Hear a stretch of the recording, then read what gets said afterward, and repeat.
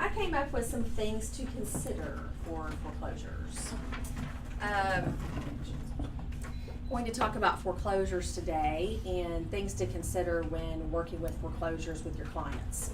We're going to go into some detail about, each different type of foreclosure. There's so many different kinds, but I'll tell you how to go into the MLS and how to find the information and how to go about, working with each one of these different ones. So most of them I have done.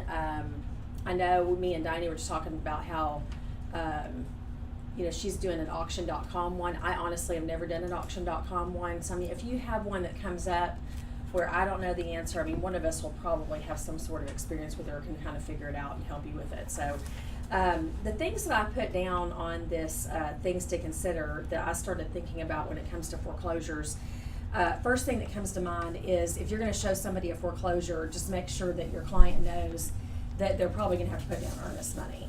If they're one of your clients that is doing rural development or VA, and they're just made it very clear up front that they don't have any money to put down, then they probably don't need to be looking for a foreclosure. Not only because you have the down, you have your earnest money of $500 to $1,000. Sometimes it's 1% of whatever the what was it? 3%. They're all a little bit from like me and Jessica have an account with Wells Fargo where we do several of their foreclosures, and theirs are always anywhere from $500 to $1,000 depending on the price. So if it's a higher end, if it's a higher price home, say over $200,000, it might be $1,000. If it's $100,000 or less, usually it's like $500. It seems like more often it's $500 than it is $1,000. But like Diana was just saying, it's hers was 3% of whatever the purchase price was. So they all can vary, but just just tell your clients up front if they're looking for foreclosures or looking at foreclosures that they're going to have to put some kind of earnest money to deposit down. Earnest money is not going to be collected unless they actually win the bid or win the offer. So they can put an offer in, and if they don't win, it, then they're obviously not going to put the money down. But if they do win it, they need to be prepared as soon as they find out that they win the bid or they've accepted their offer. They need to have the money right then, because that's usually they want it right away, like from the very beginning, before anything else is done. They usually want a copy of that money, a copy of the cashier's check. So keep that in mind. Financing. Some foreclosures will not be able to get certain financing based on the conditions. So I'm sure you guys have probably all dealt with this at some time or another. Look at kind of be proactive. Look at the MLS pictures for clues such as, is there a stove in the kitchen? If there's not a stove in the kitchen, you're not going to be able to get financing. Point blank. It has to have a stove. It has to have range. Is there flooring? Now, if it's concrete, flooring, then it has to be like on purpose concrete flooring. Like it has to be stamped concrete or stained concrete. Like it can't just be, well, we pulled up the nasty carpet and there's concrete flooring exposed. You're not going to be able to get financing. You might be able to get conventional. Of course, they could get like an in-house loan at the bank or something like that, just like if they were purchasing a car or like a motorcycle or whatever. But they wouldn't be able to get like secondary market financing most likely if there's no flooring. Condition of the roof, plumbing, electrical. Just keep in mind that VA, FHA, and RD loans can be difficult to get with foreclosures, especially VA. Is very difficult. So if you have a client that's a VA and they say they want to look at foreclosures, that should be a red flag, because unless it's in pretty darn good condition, it's going to be very difficult for your client to buy that house, because you know how difficult they are anyway with coming back with their second inspection, right? I don't know if you know this or not, but VA, they have their first, you do your regular inspection that's optional with your client, and then you have an appraisal. Well, then after the appraisal's up, then they come back and they do a final inspection to make sure that everything is good for the client, in addition to the regular appraisal. So they're real picky about things. Have y'all dealt with that before? It could be, you just never know. It really depends on the appraiser and what they come up with and what the inspector comes back and asks for. But if it's a foreclosure and you know that the seller is not going to do any repairs and it's as is, then it can make it very difficult, because there's not going to be any way they can purchase it. If it's a regular seller and it's not a foreclosure, then there's always negotiations available there, because you can say, hey, it's VA, they have to have this done. and the seller, if they're willing to move forward, they might go ahead and just get the work done to accommodate the buyer to be able to get the loan. So, y'all think of any examples of any of that you ever dealt with?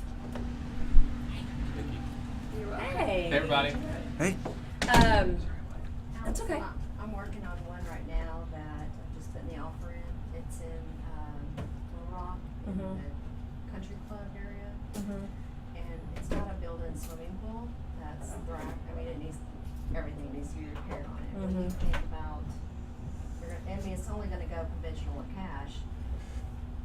They decided to go with Quicken Loans. Yeah. Just like, Call the lender and ask them specifically. okay. What type of loan is it? It's,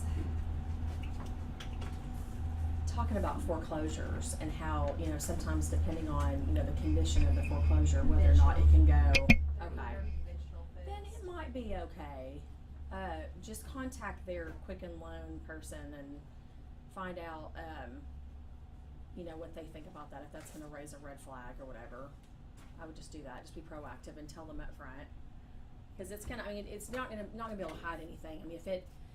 Once the appraiser comes and then if they see something that's a concern, then it's gonna throw a red flag at that point. So you might as well just go ahead and talk to the lender about it ahead of time and ask.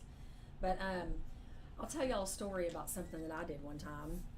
So there was been several years ago, I had a client that was gonna purchase a foreclosure that was on, that little Lakeview area over there on the lake.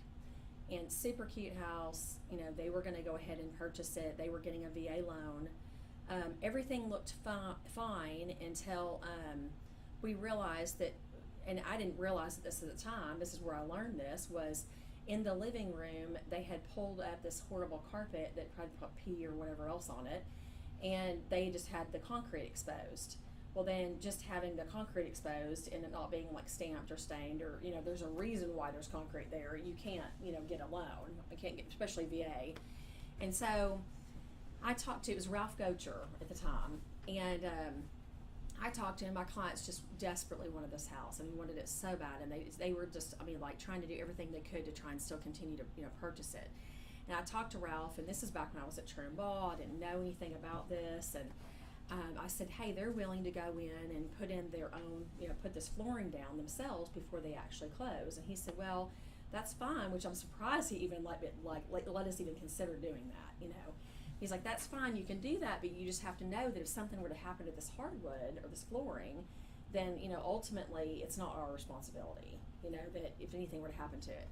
So I said, okay, so I told him all that, ultimately it would be your responsibility if anything were to happen to the flooring, that this house is not yours yet, you're making a change to it prior to purchasing it, all that. And they were just like, they want this property, they want to do it. It's not gonna cost that much, you're just gonna put this laminate hardwood down, no big deal, it's just a small living room. So they do that. And then over the weekend they finish it, but they buy the rest of the laminate hardwood for the rest of the house as well, and they just leave it there over the weekend. Well, not only did the copper plumbing get stolen out of the house over the weekend, but somebody stole the rest of their hardwood flooring that they had purchased for the rest of the house. Well, then they're mad at me. Which, we tried to, it just goes without saying that you just can't do that. You just can't do that. It's not even worth the chance, because the house is not theirs. They really should not have been making any changes to it prior to the house being theirs. And so it just goes without saying that they lost the hardwood, they lost the house, because of course at that point the bank was not going to go back in and fix the plumbing. The bank is not going to fix anything. It does not matter. I had one not too long ago. They're still my clients. I still work with them today. They're still looking for something that was actually for their parents. And their parents, we ended up selling them something else. They weren't upset with me. They were just upset about the situation. But they were hoping that the bank was going to be able to help them out with the monies that they lost on the flooring and with, fixing the plumbing and all this. And they're not going to do anything like that. Nothing. I had one on Spring Hill just recently that it was the day before closing, and it was a home path with Crylike, and someone had come up and stole the HVAC unit.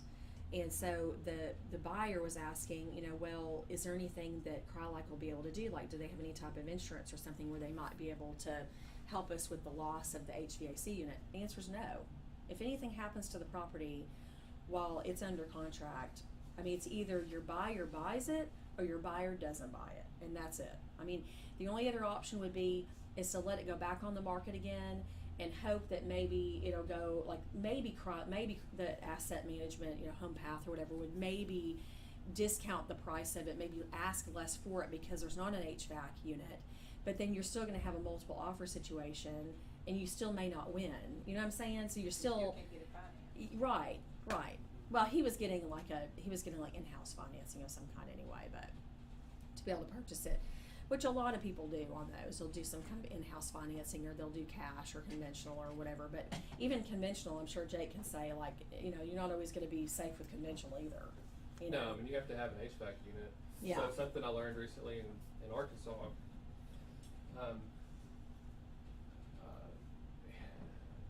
Central heat and air is a big topic sometimes. And I had a property that was a 2-story property in North Little Rock. It was a $38,000 house.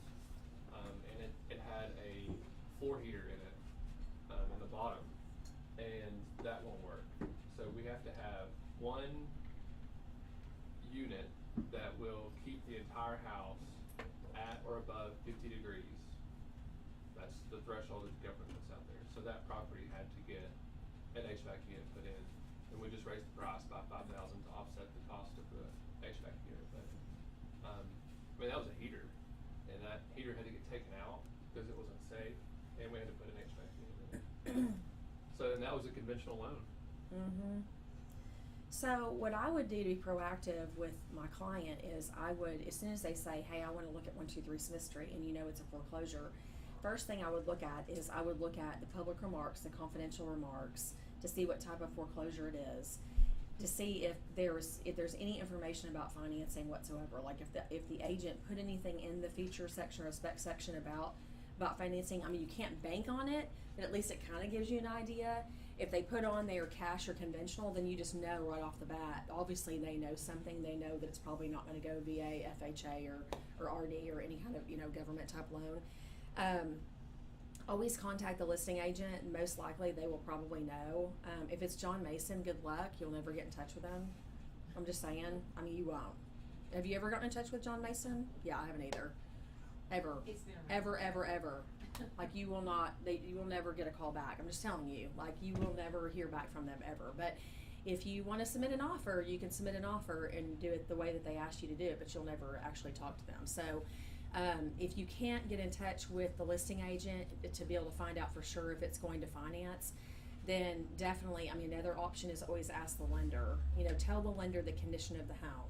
Based on the pictures, maybe if you go and actually look at it in person, really as you're walking through the home, really take note on all of the issues that it has, like whatever issues it does have, and then go back to the lender and say, hey, lender, this is, these are all the issues with the house. Do you think they're still going to be able to get, the type of lending that they want for this home? If they really want the home, they may decide to change their lending, to change their the other type of financing to be able to purchase it if they can, But those are all like really good things that you can do proactively up front to where you don't waste a whole lot of your time or your client's time if they can't buy it, and they can't if it's a cash only deal. I mean, I'm sorry, there's no sense in going and showing it to somebody if it's a cash only deal and they don't have the cash to purchase it.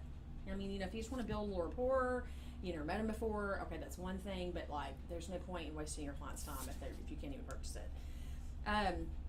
So look on the MLS under public remarks and confidential agent and showing remarks for instructions on how to submit the offer. It will also include important information such as the amount of earnest money required, what the fees that the seller is or isn't, they're not, I mean, English is not right there. Seller is or isn't willing to pay. Note, if you're having trouble viewing the confidential remarks, change your view under reports to new full with photo. I don't know if y'all ever noticed that before, but let me pull that. I've had several agents along the way ask me these questions, and because they're like, I don't see confidential remarks at the bottom, whatever. I just did a search for all foreclosures active and sold within the last year. Let's see, right here. And there was 1,534.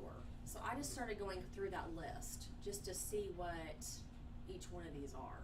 You know, like what kinds of foreclosures that we're getting, which, I mean, I've worked several of them, but just to kind of give you an idea, like this first one. The type of view that's coming up here, you can't see. You can't see the confidential remarks down here. So if you ever have issues being able to see the confidential remarks down there, then go over here to reports and change this to new full with photo.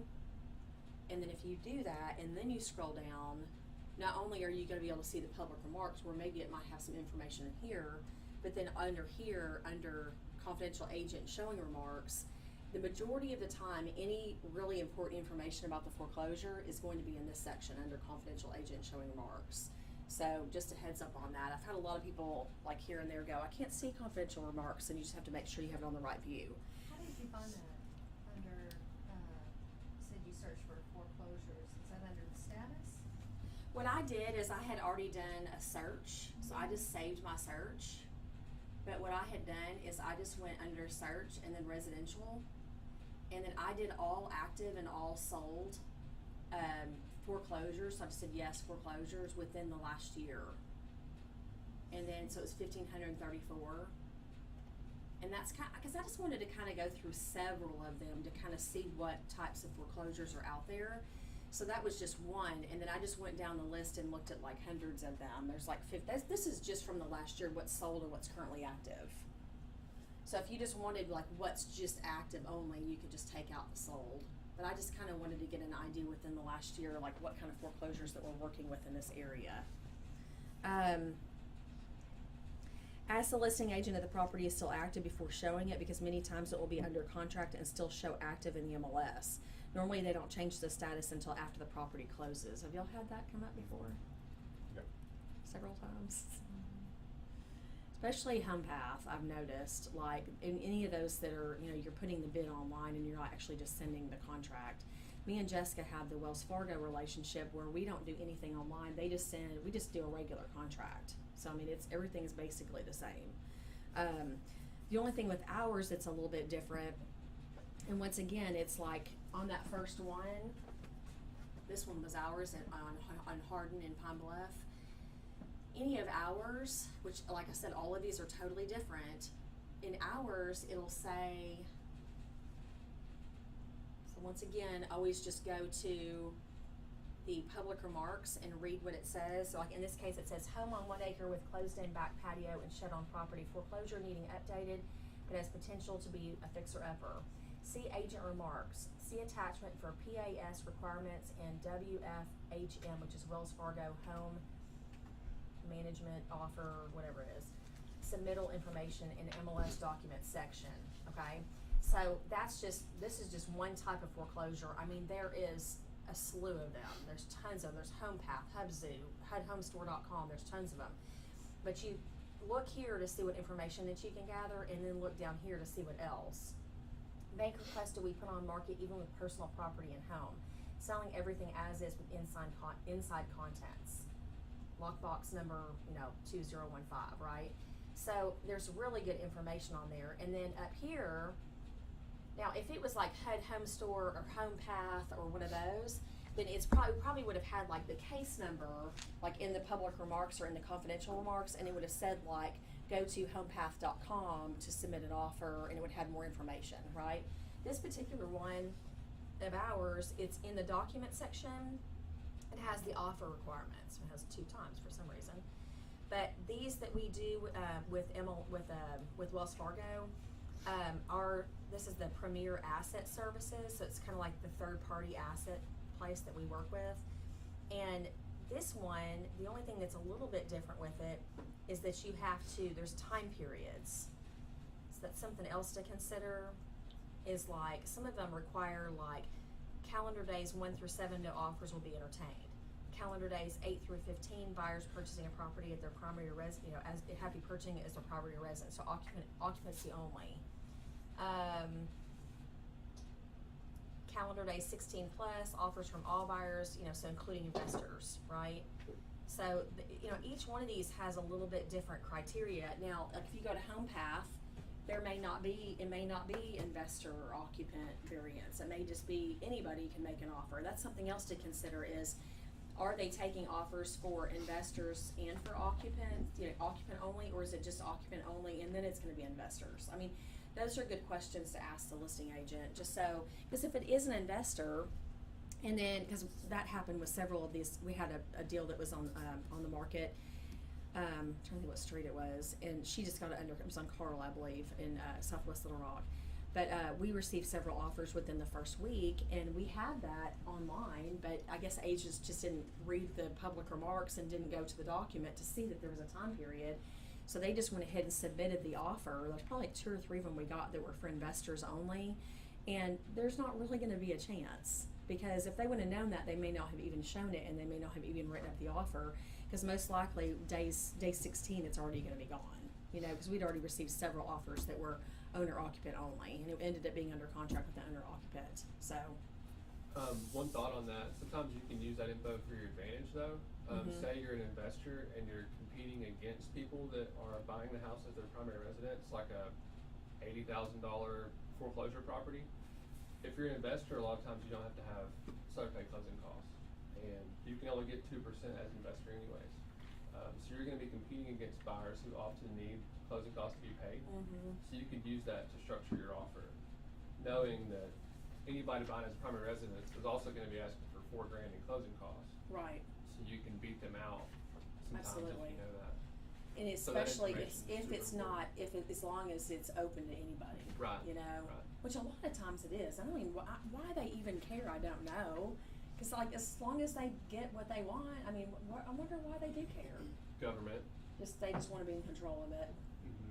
They just want owner They want to show occupants. priority to people that are going to live in the house as their primary residence versus some guy that Investors. owns 200 properties. Right, I gotcha. As an investor, personally, that offends me, but anyway. Or 4 properties. But I'm for the people, though, Right. There's also, on the one that I'm doing is actually HubZoo. Yeah, okay. There's also, everybody needs to be aware of it, on some of those, there's a buyer's premium that goes toward nothing. Yes. And HubZoo has a 5% that you pay at closing, but it doesn't go toward purchase price, closing costs, it's just an additional. And then there's a technology fee, and I think on this one it was $175. So you're automatically, if you're looking at a couple of properties and you're trying to see what your costs are, if you're doing one of those, you really need to make sure you know of what those extra costs are. Right, Right. definitely. I've And noticed everybody can lately, afford that. yeah, definitely. Because they may think it's a good deal until you start looking at all the extra costs and, well, And we did determine that can be, some lenders will let you finance the 5%. Okay. I thought it was all upfront, but some will let you finance the 5%. I've never done an auction property. This is my Never first. done it. I know, I haven't I'm either. curious to hear I've never about it. done one either, so I It was was, kind of fun. I mean, it was kind of intense. But, Yeah. You know, To, it was one of to those. bid on it and then win it. Well, the first week we didn't get it, and the second week, the person that got it, I guess, didn't meet the reserves. They put it back up 2 hours later. So we had another 8 or 9 days. Wow. But you're literally sitting at the computer just like you're on eBay. That's exciting. that's another thing to consider is time frame. So some of them, you'll get on like HomePath or HubZoo or some of these, and it's, they're homestore.com, and when you go on to any of those, they're required to go into a certain site, like a certain site with a case number. Right away, check to see if there's a certain time frame on there, because it may say that the bidding already ended, or the offer's already ended yesterday, and here you are on there, and you're wasting your time if it's already up. It'll tell you, and also too, it'll tell you on there like the time frame. So I put on here, check the time frame for submitting the offer. Some websites will have a certain time period that you have to submit it. So some of them will say like, have like 14 hours left, or what I'm saying, like you'll see like a running clock on there that'll say how much time that you have left. Some of them will say like owner occupant days 1 through 3, investor day number 4, or there's all kinds of different variants. None of these are the same. Now I will say, if it's HomePath, it's usually HomePath. Like CryLike, anybody that you see that's CryLike, like Adam Gibson or Josh Woodrum or Amber Baugh or any of those are HomePath, those are pretty much all the same. I mean, if you get one of those and you've done one before, they're pretty much always gonna be the same, they're really not gonna vary that much. But if you get a hub zoo, it may be an auction, it may not be an auction. Like, I've done a hub zoo that wasn't an auction, but she's doing one that is an auction. I mean, they're all gonna be a little bit different. Ours, this one that's through Wells Fargo, is completely different than anything else I've seen out there. You know, that you have to see the past requirement document to determine if your client, you know, this kind of time frame. I've never seen anybody else have that kind of time frame. Some websites require you to register before you can submit an offer. An example is homepath.com. Let me see your list back there. HomePath.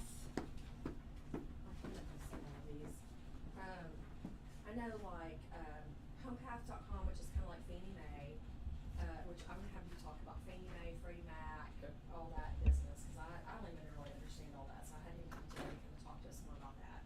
Hubzoo.com, Chrono Solutions, HUDHomestore.com, Homesteps.com, any of those that require you, like, that says in the public remarks or the confidential remarks, to go to one of these sites and put in some case number, then most likely you're gonna have to probably register for the website. So just make sure that you, I mean, be as proactive as possible, especially newer agents, and try and go ahead and register for as many of those sites as possible up front, because then when you have to come back and make an offer, it's just, that's one less thing that you don't have to worry about, you know. It'll also then notify you if you've like bid on a property Right. and didn't get it. And I got a notification as soon as it went back up. Okay, My buyer was right. still interested, Since you so- were registered, yeah.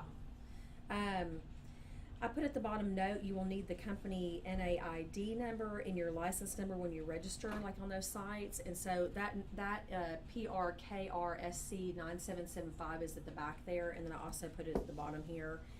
Can anybody else think of anything else foreclosure related that makes it a little bit different?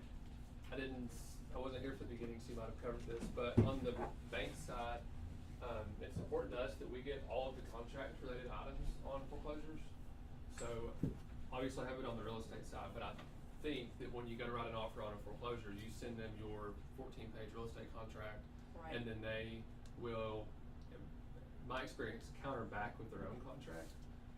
So remember that we need both contracts. So we need the contract you sent, the normal State of Arkansas contract, and then we need this other contract, like if you're working with Premier, they're gonna have a 10 or 12-page contract that they're gonna send back that has a bunch of gibberish in it, everybody's gonna sign it. It might take 3 weeks to get that from them, but we need it. Well, on this Hubzoo, you don't submit a contract. Yeah, not in Arkansas, right? You just do, I mean. And I don't know what the bank would need What on that, they there's do, gotta be an yeah. agreement. It's like an online bid. Well, it is. Now, you do the online bidding, and then if you are the high bidder and you met the reserve and they accept it, they generate the whole, everything back to you. I got 55 pages, Okay. and that's what It's we kinda like gave to the HomePath. bank. Their own Right, kind of right. contract. You don't So have there to was do that. never just, we never did one of our contracts, and Right. so I had to try to think through everything, and I said, well, no, they're not offering a termite.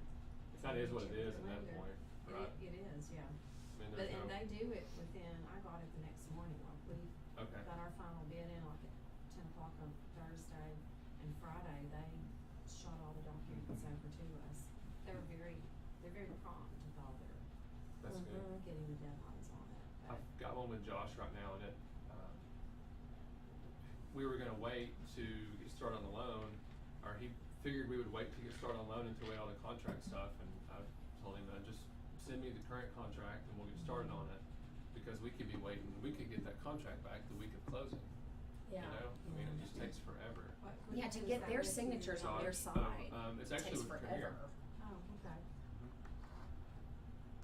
So yeah, There's so many like customary costs that normally a seller will take care of on a normal deal that maybe foreclosure, they're not going to, like termite, title insurance, termite. This one covered some of that if you use their title company, and she Okay. decided to do that. that's good. Sometimes they also won't pay tax prorations. Sometimes they won't pay the transfer stamps. So yeah, find out, those are questions that you'll definitely want to know, like when you get, if they accept your bid, just make sure you fully understand, like if you have trouble reading through that contract and you can't find an answer, just let me know and I can help you look through it. But, just to give you an example of one that I just did, one with Home Path not too long ago. Show you what it looks like. If you ever run into one of these.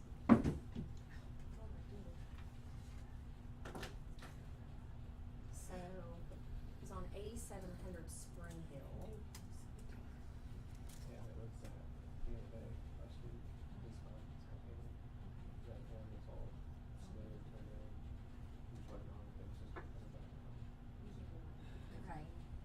So the first email, and I just forwarded this to myself, so that's why it has my information up here, but the first email that I received was this one, Too early on to do with. which was just, you know, we had submitted the bid online, just went to homepath.com. This is one of the Crow-like ones. I think I was working with Amber Ball on this one. So, submitted the bid online, which if any of you have never seen that process before, just come see me after this and I can walk you through on how, like, what that kind of looks like when you submit the bid online. But basically, when you go into homepath.com and if you haven't registered, you register. Then you go in and you put the case number in, and then you say that you're acting as the broker or the agent and that you're going to put the offer in.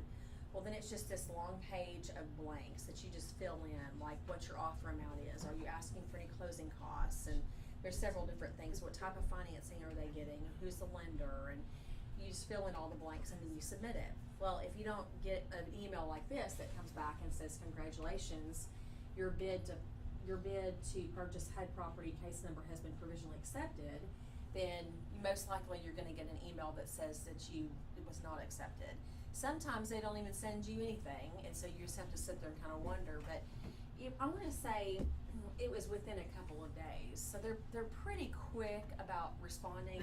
So if you don't hear something within a week or so, then you could probably contact them, but most likely you probably didn't win the bid. So when they first send you this, they just kind of say that, you know, it has been accepted.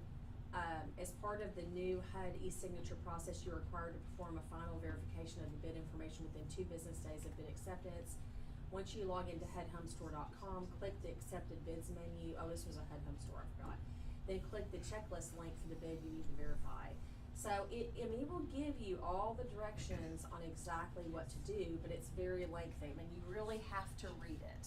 And you have to read it a couple times, and you just have to make sure that you follow the instructions on exactly what to do. Then the next email that I received was this one, where it actually sent me, like, and this is like the Chronos Solutions person, which Chronos Solutions is kind of like the asset manager for, like, say, the bank. You know, like they're like the third party. So with HUDHomestore.com, then this lady from Chronos Solutions, which is now like my new contact, and then here's, I guess, Ann Ball maybe was who's copied on it. For this bid acceptance, it says preliminary bid acknowledgement for Austin Taylor and Alicia Taylor. It has the case number. It tells me how much the earnest money deposit was, when the actual package is due. It's so much better than it used to be. It used to be where you had to just go in to this attachment here, and you had to fill, like, you had to put in, like, you had to go in and just put all this information in, like type every bit of this information in, and then you would have to, then it would create the package, the contract package, and then you'd have to get all the signatures in blue ink, and then you would have to mail it within like 24 to 48 hours to, like, by FedEx or whatever, to them. Now they do it electronic. So it's so much easier. I would definitely do electronic, just let them do the electronic package for you. And so it's so much easier than having to do all that. But it says, please note, HUD is accepting electronic signatures for the sales contract package as of May 1st, 2017. So it's fairly new. It's so much better. And it's so easy. As long as your person is willing to sign digitally. If they're not willing to sign digitally, then you just have to do it the old school way, which is not easy, but it's, I mean, you just get it done, and you just come see me if you have any trouble, because I totally know how to do it. So, but this is why you get 3%, right? It's so much more work. But you know, you don't have to worry about, you know, the inspection, you don't have to worry about the you still have to do an inspection repair addendum as is, no repairs, but, I mean, there's no haggling back and forth on the repair issues, I mean, it's that part of it's easier, you know, you don't have to worry about that. There's some people I've heard agents say, I've heard several older agents, I don't know why, just coming and going, I'll say, I never do foreclosures, those are just too much work, and I'm like, are you kidding me, 3%, and there's no inspection? I mean, like, there's an inspection, but you don't have to worry about negotiating any repairs, I mean, and yeah, the paperwork's a little bit more particular, but I mean, once you get past that, I mean, it's easy, you know? So this drop down here explains exactly, like, e-signature HUD sales contract package. It tells you exactly what to do. You know, it gives you the exact directions on what to do and what you need to do with the earnest money deposit. In this case, I actually had to take the earnest money deposit straight to Crylike in Little Rock, and then they had to give me like a receipt of that, and then I had to upload that receipt online, showing that I had sent that earnest money, you know, that taken the earnest money over there. So they're real particular about the way that you do things and the order that you do it. You just have to make sure that you really read through the package when they send it to you and just do it in exact order of what they're saying. So if you don't read, you're gonna be in trouble. So that was just an example that I had, and then going back to Paragon here. Search that I had done, I mean, there's so many different ones that I had found. But the common theme that I found with all of them is if for some reason there's not any information telling you what to do, like say this one, John Mason.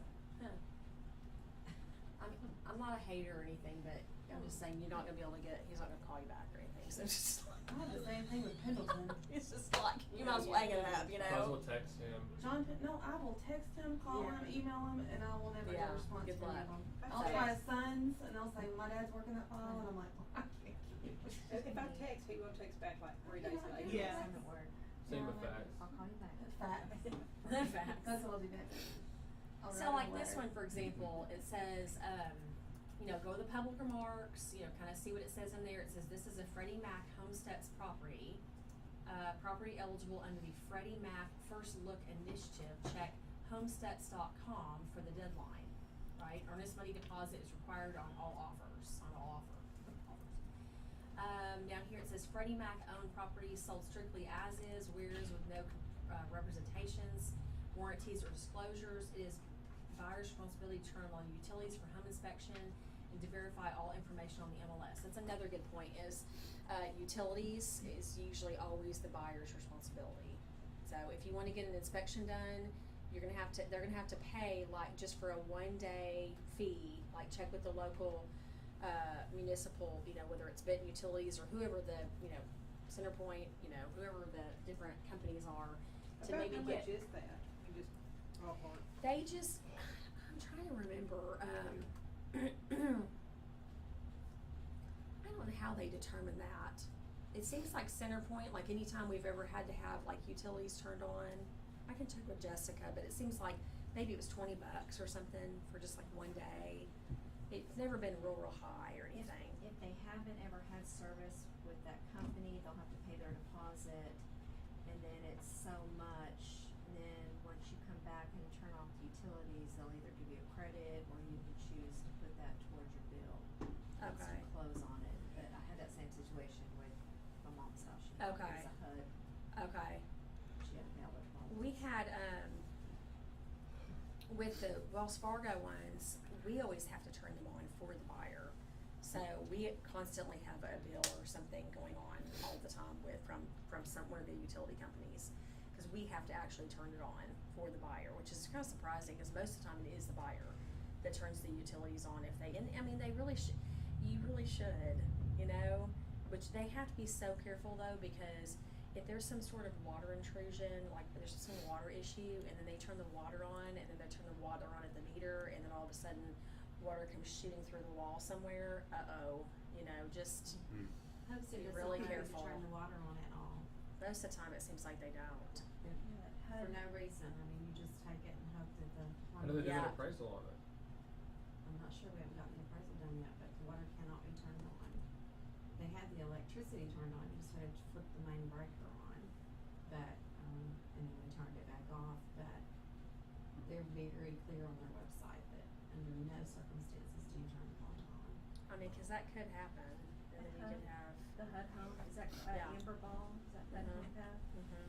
On that home that my mom bought, they would not allow us to turn the water on because they detected a leak. Well, I had to get a leak detector person out and pay $400 or $500. Mm-hmm. And after everything was said and done, there was no leak. They detected one in their inspection. There was no leak. Everything was fine. Right. So we just had to do that extra Yeah. unnecessary step. Right. Yeah. So, I mean, they can be a good deal, right? But it has to be the right client, because if you have a client that don't want to spend any money out of pocket for anything, I mean, just know, red flag, this is probably, a foreclosure is probably not gonna be the right thing for them. Cause they're probably gonna have to put earnest money down, they're probably gonna have to pay for the utilities to be turned on, I mean, there's all these things that are gonna have to happen in order to get this good deal, which, depending on how much work it needs, is it really a good deal or not, that's what you have to kinda, let them decide, but there's so many different ones, HomePath, Hubzu, HUDHomestore.com. When I first started thinking about doing this training, I thought, I could maybe do like a document that says like, this is exactly how you do a HomePath, or this is exactly how you do a Hubzu, or this is exactly how you do. But there's so many variables. I mean, like just with Hubzu alone, she had one that's an auction. I've done one that wasn't an auction. I mean, like the best thing to do is just to follow the directions, like just to look on the public remarks and look on the agent confidential remarks and just look for the information there on what to do, because each one of these can be completely different. Some of them could get financing, some of them may not get financing, some of them, just there's so many different variables. So, if you have any trouble along the way, you know where to find me. I've done several of them, so, and they're 3%, I'm all about them. I'll do them every day. No problem. I think they're great. So, there's not as many of them as there used to be, back in, which that brings me to Jake Arey being here, which, I've always been a little confused, and even Jessica yesterday, let me see if she's here, because I was like, what do you know about Freddie Mac and Penny Mac and Freddie Mae, whatever, Fannie Mae and all these, what does this mean? He's gonna talk to us about that a little bit. Hey, Jess. So I brought a bunch of shameless Eagle Bank plugs, mainly sticky notes and pins because I hate everything else. But I have a bunch of pins and sticky notes and some of my cards. I'll need some. Jake, you said you've never done a foreclosure? No, never done Is auction. that because Never you done don't auction. want to, or? Auction. Auction. I've done a lot of foreclosures, but Okay. auctions in particular, What's this? primarily because my clients come with them. I mean, I've helped advise people through them, but they just don't win the bids. Just never had one, work out. And a lot of times on auctions, they have a real hard time getting financed, or they can't be financed. So it's just worked out so that I've never financed an auction property. I do a lot of foreclosures, probably the multiple foreclosures a month, but yeah, I guess you're right. But I've never done an auction before. So what, Fannie Mae, Freddie Mac? Who's Penny and Franny and Fanny and Freddie? So Those people. So Fannie Mae, Freddie Mac, Ginnie Mae, and Penny Mac. Jeannie Mae. I didn't know there was a Jeannie Mae. They are, it sounds like a bad episode of the Brady Bunch, really. But those companies are called government-sponsored entities, GSEs, or government-sponsored enterprise is what it is, GSE, which basically means that they are companies that the government owns. So just like in Russia, they own banks, we do the same thing with these companies here. So in 1938, President Roosevelt, during the Great Depression, established Fannie Mae and Freddie Mac to help prop up the housing market. mainly to guarantee loans that other banks make. So fast forward 80-something years, Fannie Mae and Freddie Mac combined have $5 trillion in debt that the government backs. So that's about 25% or 15-20% of what the government owes in debt. So $5 trillion. So Fannie Mae and Freddie Mac own 100% of the conventional loans in the United States. So what that means, Fannie Mae and Freddie Mac own conventionals. Ginnie Mae owns FHA and VA. Okay, hold on. Jeannie Mae Mm-hmm. owns what? FHA and VA. Okay. And then a department called USDA, which is United States Department of Agriculture, owns rural development. And USDA is just a lot different than Fannie, Freddie, and Ginnie, but I wanted to include them in that. So back in the day, President Roosevelt established these companies that are backed by the federal government, and they're used to prop up some of the largest banks in the world. And they, in one way or another, guarantee loans. So what happens is Eagle Bank does a home loan, and we do a conventional loan. How we are set up, we don't service our loans. So we sell the loan to Wells Fargo, for example. Wells Fargo then packages them up and sells them to Fannie Mae or Freddie Mac. So when we do a loan, we sell the servicing rights to, say, Wells, and then Wells then sells everything to Fannie or Freddie. So that means that even though the loan is in Wells Fargo's name and they're the ones collecting the payment, they just receive a fee for that. So they're just passing money through. So the client makes their payment to Wells Fargo holds X amount out of that payment, and they send the rest to Fannie Mae. Fannie Mae is actually the one that owns the loan. Wells Fargo is just servicing the loan. They're being paid a fee to accept the payment. Wow, okay. So that's the case on all loans, all especially conventional loans, FHA, VA. So we So can that's- sell loans to Wells, and Wells can sell them to Fannie or Freddie, or Wells can do their own loans and sell them to Fannie or Freddie. When you reach a certain point to where you're doing probably $1 billion a year in home loans, you can sell them directly to Fannie or Freddie. So in the next 10 years, we'll probably sell into Fannie or Freddie. But right now, we're not big enough to where they'll take us on as an account, basically. So we sell them to other large banks, who then sell them to Fannie or Freddie. So all loans are sold to Fannie and Freddie? And Ginnie, yes. Fannie and Freddie owns conventional loans. Okay, yeah. Ginnie Yeah, Mae yeah, owns Ginnie. FHA and VA. Ginnie, yeah. Ginny from the block? Right, Yeah. right. So, kind of digging in, yeah, sure. But you sell all of Eagle Bank sells theirs to Wells Fargo? Wells Fargo is one of 5 servicers that we sell to.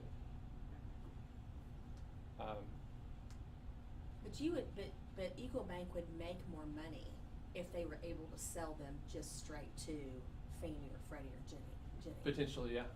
Mm-hmm. Because Yeah. then you cut out that middleman Right. of, say, Wells Fargo or one of those. And some of the regulations as well. Wells Fargo could have a regulation that we have to follow that Fannie or Freddie doesn't have. They call it an overlay. So for example, FHA will technically go down to a 580 credit score. That's in their guideline. But companies like JP Morgan Chase, Wells Fargo, Eagle Bank, I mean, a lot of banks have overlays that say FHA can go to 580, but we're not going to go below 600. So when you sell directly to Fannie or Freddie, you can get around all of the overlays, which would be nice So as the well. reason why I had him come talk about this is because when it comes to foreclosures, how in majority of the time, you know, you're hearing a lot more about Fannie and Freddie and Ginnie and all these people, right? Because you know, They own everything. They own so you'll see like homepath.com, and you'll see something that has to do with, you know, Freddie or Fannie, or I mean, so it's kind of confusing. Like, well, what is all that? How does all this tie together? So, but because they own it, ultimately, you know, at the end, Mhm. if it goes into foreclosure, then they're going to be the names that you see, That's right. right? Mm-hmm. Okay. So Fannie and Freddie are the big, mysterious big brother involved in every mortgage transaction. When we approve a loan, we run it through a loan system called Desktop Underwriter, or DU, for Fannie Mae, or if it's Freddie Mac, it's called Loan Prospector, or LP. And y'all probably heard me talk about running DU or running LP. It's the system we have to run every loan through. So the number one prerequisite for doing a home loan is that we get a thumbs up in either DU or LP. So they micromanage every transaction, even if we're not directly selling it to them. They are the universal standard for home loans in the United States. They set the rules because they own everything. They have a stock ticker. These companies are public companies, but the government owns all the stock. So, I know. Trying to figure that one out. Again, Yeah. government-sponsored enterprise. Yeah. probably not exactly on topic, but for VA, I've always been told that you cannot get a VA loan on a mobile home, even if it's on permanent on land. Okay, Is that correct? that's my understanding. And then I ran across a lender yesterday, because these people kept sending me mobile homes. And he said, and so I just said, will you please confirm that, with VA loan, you cannot purchase a mobile home permanent foundation? And he said, that is not correct, we can. Okay. I thought he meant, I don't think that he understood my question. So I called him, and he's telling me that he's able to do that. They have to make sure that I guess you contact the Department of Finance or whatever it is to make sure that something's been removed there, and it's, there was a process, but he said it's really not that difficult. And So- they're able to do it. That's a possibility. A good disclosure I should disclose is I've never done a mobile home loan. We don't do Okay. mobile home loans. So I've Right, always and I been don't under the usually impression. either, and so I don't even know if I've ever closed, maybe one mobile home in all the years I've been real estate, but. I've been under the impression that you can't take a mobile home under FHA or rural development. I think rural development will accept modular homes, but Yeah, interesting. I've always I been told just- no. But I haven't Well, been and in a I did too, situation to be able to And not just by execute. you, I checked with multiple Mhm. lenders, and everybody gave me the same answer, but the person that they're approved through. What bank is it? It's, Fairway. Okay. They might have some type of portfolio product or a product that they don't sell, that they keep in-house. That might be what it is. Or the VA very well might have a mobile home program that I just don't know It's a about. VA loan, I mean, that's the only way these people can go, so. That's interesting. So, when you said earlier that you have to go through Freddie or Fannie for the DU, or what did you Mhm. call it? Yeah, desktop underwriter or Okay. loan prospector, DU and LP. Genie Mac, you also have to do something like that through them Yes. as well? Um, Okay. Ginny owns all of the VA loans and FHA loans as well. And Ginny runs the same systems as DU or LP. They're kind of like their stepsister, basically. Okay. Ginny's like the smaller government loans, FHA, VA, and she uses, or the company uses, DU and LP. Okay. So all three of them are gonna require the same, okay. Yes. Okay, the DU. So that's one of the first things we do. It's kind of at the end of the pre-approval process. So we take an app, we run credit, we look at debt to income, we look at down payment, how much money they have in the bank, we kind of build the file, and then we run it through a DU. Okay, That should be done at the very beginning. okay. Sometimes issues come up with lenders because they don't run DU until the end. So DU will say, ideally, approve eligible or refer eligible. There are different readings or different findings that tell you if the loan will work or not. So it will say approve eligible, and then it will give you a list of like 50 things. And that is your checklist. So this loan can be approved if you verify X, Y, and Z. And those are kind of like the conditions. Those are exactly conditions. So Okay, that's, so why when I work with you, why do I never hear about conditions? I don't tell you about them. I love that. Mm-hmm. I love that. I'm just telling you, I love You that. just I don't wanna take hear care about of any it. conditions. I don't wanna hear about anybody's conditions, right? I'm sorry, I just don't.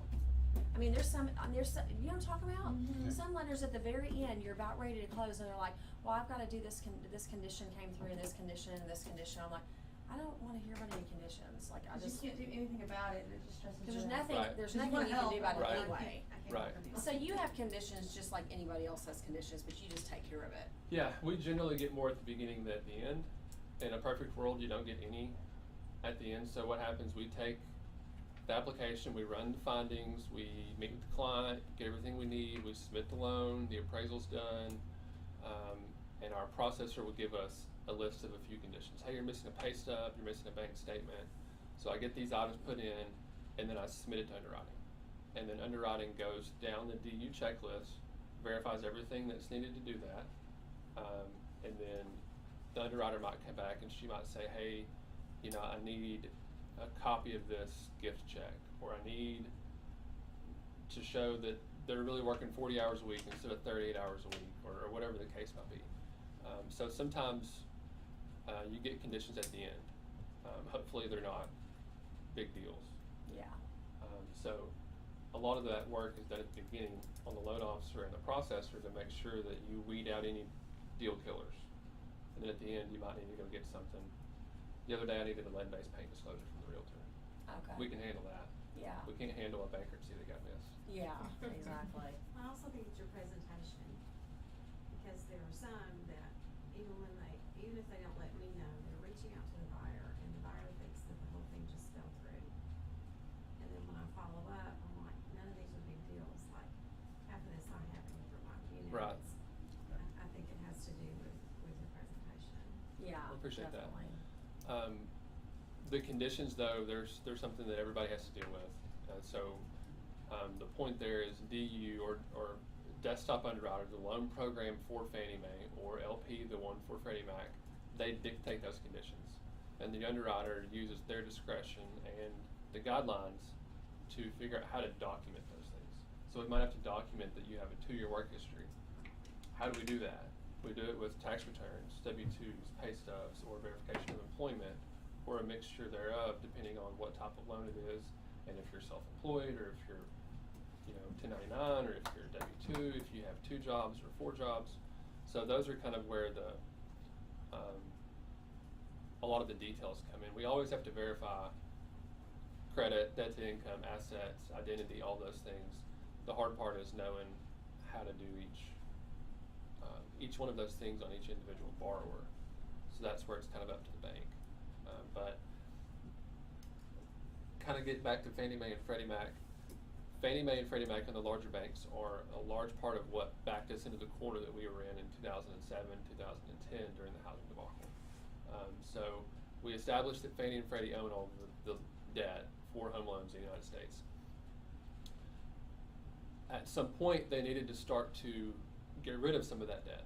So what they did, they approached some of the largest banks in the world, Bank of America, Wells Fargo, JP Morgan Chase, Citi, Wachovia, and even international banks, and they created something called a mortgage-backed security. And a mortgage-backed security is a package of loans, a security instrument that is backed by mortgages that is an investment vehicle. So Wells Fargo might buy $500 million or $1 billion of home loans from Fannie Mae, and they would pay 95 cents on the dollar for them. And then when those 1,000 homeowners would make their payment each month, that money would go to Bank of America, to Fannie, and then to Bank of America, and then Bank of America would pay the investors from each individual house payment. So that is an investment that is paid for by the home loans. It's called a mortgage-backed security. So after a decade and a half of doing that, they started running out of loans to do. They had already bought and sold all of the 800 credit score loans and the 760 credit score loans and the loans that have 50% equity. So then they started saying, well, we'll take the ones that are 5% down, or the ones that are 700 credit score, and then it kept going to 600 credit score, 580 credit score, loans with no equity, loans with negative equity. So as the banks got greedier and greedier and wanted more and more and more loans, they started things like Community Reinvestment Act, which lowered credit requirements, and under President Bill Clinton. So they started just kind of dropping the requirements. And shortly over time, they then had way too many bad loans out there, and they were way over leveraged. And then those loans stopped paying. And when those loans stopped paying, the bonds stopped paying. And then the banks were hung out to dry. And then Fannie Mae was hung out to dry. And then the federal government had to come in with $800 billion of TARP funds or bailout funds and bail everybody out. So that's what happened. Just printed that money up real quick. Yeah. Yeah. Wow. So Fannie and Freddie, they're called too big to fail.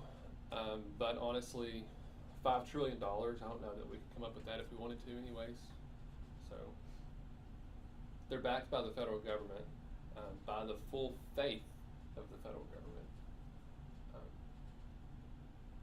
So they're I'm not a little going- skeptical they're on not- Fannie and Freddie. So they're not No. going anywhere? No, if they did, then all of our jobs would Yeah. definitely change. Yeah. It would. I'll say if Roosevelt never came up with this in 1938, I mean, where would we be? you Everything know? would look a lot different. Yeah. It's hard to say how. People would only buy when they actually had the money, like in hand, like. Or it'd be more privatized or Yeah, something. in-house, Yeah. in-house funding, in-house financing Mhm. only, yeah. JP Morgan Chase might own the entire housing market. Yeah. Yeah. So we deal with Fannie and Freddie every day on our side. It's just part of it, really. Yeah. Very cool. Does that make sense to you guys? That really helped me. Yeah. As I started kind of thinking about it whenever I was getting ready for this training, within the last week, and I was just like, I need to know more about the background, like, who is Freddie and Fannie and all these people? How does all this tie together, you know? Like, I was even kind of asking you, and you were kind of like, oh, you know? What, yeah, call Jake. Because I know, because we're not really, that's not really something that we have to stay in front of all the time. That's not really Mhm. something that ultimately, like, doesn't seem like it ultimately affects us, but it does, you know, but it's just understanding kind of what, but you just see those names more often when you're looking at foreclosures, because ultimately they own it, and then when it goes Right. south, I mean, they're trying to get Mhm. trying to get some money back. Mhm. Yeah. That's right. So, no wonder the banks are so difficult these days. Right. Trying to get We it have to right. be. Yeah. Mhm. Can't let it go back to the way it was before. They learned Well, and they the won't give us lesson, the loan obviously. if not. Yeah. You know? Yeah. And if we're selling loans directly to Fannie or Freddie, and we do a loan, and then it doesn't fit the guidelines, and Fannie or Freddie won't buy the loan from us, then we're stuck with it. Yeah. Which is not what a bank wants. Right. Anybody have any questions for Jake or for us? Do y'all have any foreclosures that come up that you can't seem to find the answers? Let me know, and we'll do some looking around for you so we can figure it out. On selling foreclosures or buying foreclosures, appraisal's the number one thing. Appraisals are why properties can only go cash or conventional. It's not a credit score or a debt to income thing. People say cash or conventional only because it will not pass FHA, VA, or rural development appraisals. Yeah, that's And what my occasionally guess it is. happens on conventional too. Sometimes you'll still get a list on a conventional loan, and we've got to get the seller to fix it, or we've got to get, permission for the buyer to fix it, or a combination thereof. So, when you speak with Quicken about your property, they're going to say it depends on the appraisal.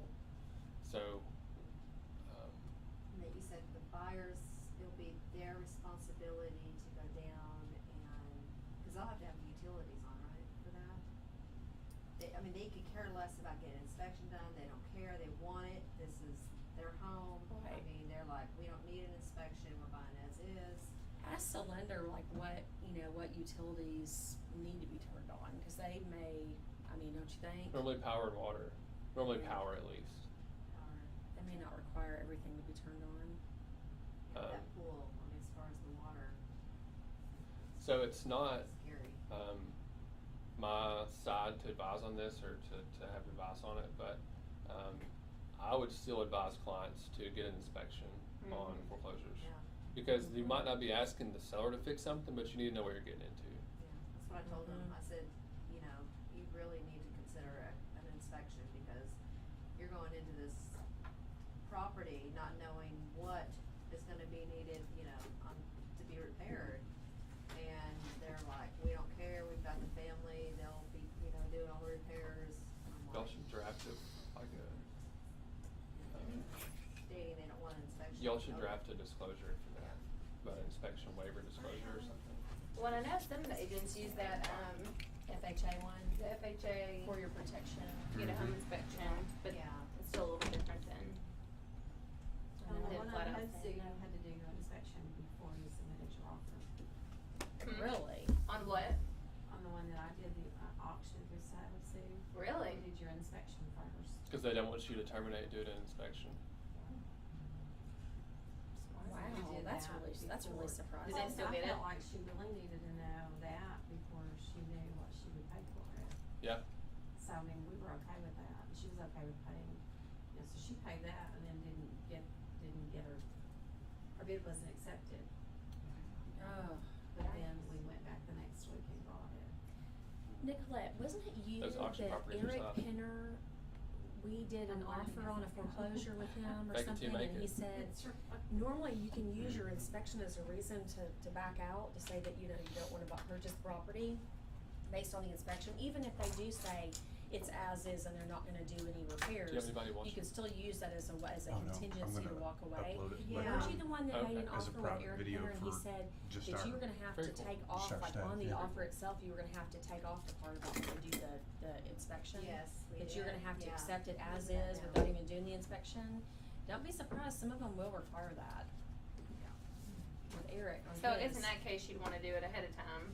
Yeah, before you even, if that's the case, then just, if it's, you know, depending on how big of a deal it is to your buyer, I mean, you might wanna, you know, okay, maybe we need to hold tight on this offer and go ahead and do the inspection first before we write the offer up. But then don't take the chance of losing it for your client because somebody else is coming and, you know, stay in communication with the listing agent. Cause you could, you know, lose out on it if somebody else came in and was trying to, you know, made an offer on it and it was accepted during the time that you're sitting there messing around doing the inspection, you know, and Mhm. spending all this money on it, but anyway. I have a question. Sure. There's a foreclosure and it has 9 offers on it already. And then I put one in and there's another offer. And then I got someone else wanting to see it. Do I need to tell that person that I have a client with an offer on it already?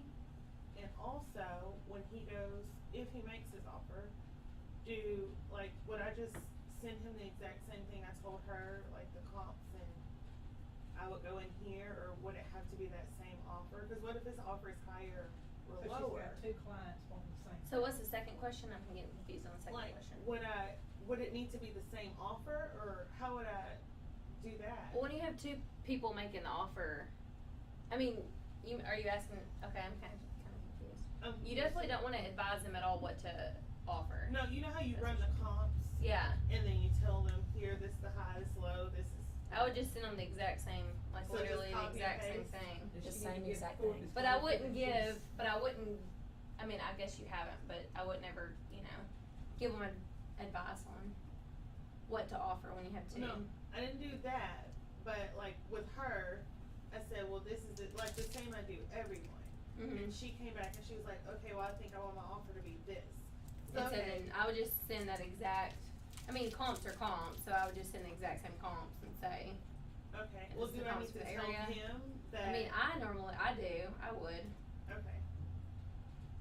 Just show them facts, you know, just show them facts about Do you the have to comps. disclose I mean, I would. I guess I can find out That legally you if I have- have to. that you have another That you're working with another client on on that the same property. house? I'll find out. I would think you would, but I would, just because I Because if they personally find wouldn't out, want it to it's come bad. back on me. yeah. And then, you know, you never know that they may know each other or something comes up and. That's true. The main thing you wanna stay away from is saying, this guy offered 96, so you know you need to beat that. Yeah. That's the number one thing you need to stay away from. You have to be the middleman But it's all the okay for way. me to tell them, hey, I do have offer with another client. I do. I mean, 'cause I occasionally have a couple of offers, like when I'm selling foreclosures, I've had a time or two when it's been like a really good deal where, you know, I get a lot of calls on the signs, and I've submitted a couple of offers before,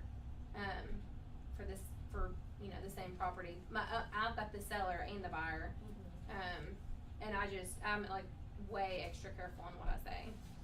And I do not give them any advice other than here are the comps and just submit their highest and best, because normally there's like 10 offers coming in anyway, so it's like a couple of them might be mine, but I mean, and I actually had a client once that they didn't get it and they were pissed, and they it was a couple years ago, and he was like, I'm gonna call an attorney, I don't feel like that you've like, I don't know why he felt this way, because I really didn't give him any advice, and he was just, because I remember I was like, called Jason James like freaking out. I was like, oh my gosh, because no one wants to be talked to that way. He was like so rude to me about them not getting the property, and I was trying to help my other client, even though their offer was higher than my other client. My other client didn't even get it, you know. It was just like, but people, when they lose things, they just get mad, and they'll, but I had disclosed to both of them, you know, that I have multiple offers, and I'm writing multiple offers, so here are the comps. I offer your highest and best, and that guy, he ended up calling and apologizing, but. Is that the one that was on Durango? Not Probably need to Delaware? treat it similar to being on both sides transaction. Remember. Let everybody know that you're on both Military. sides, Like and you freaking can't out. really favor one or the other. It is what it is. It was in Bryant, but it was the We run that into that even, you know, Kristen and Courtney and I are all into each other's business. Yeah. And yesterday I was writing an offer on one of Kristen's listing, and I knew she was getting another one. So when she picked up the phone, I said, don't tell me anything about your offer. I'm just letting you know that I have an investor that's gonna make an offer.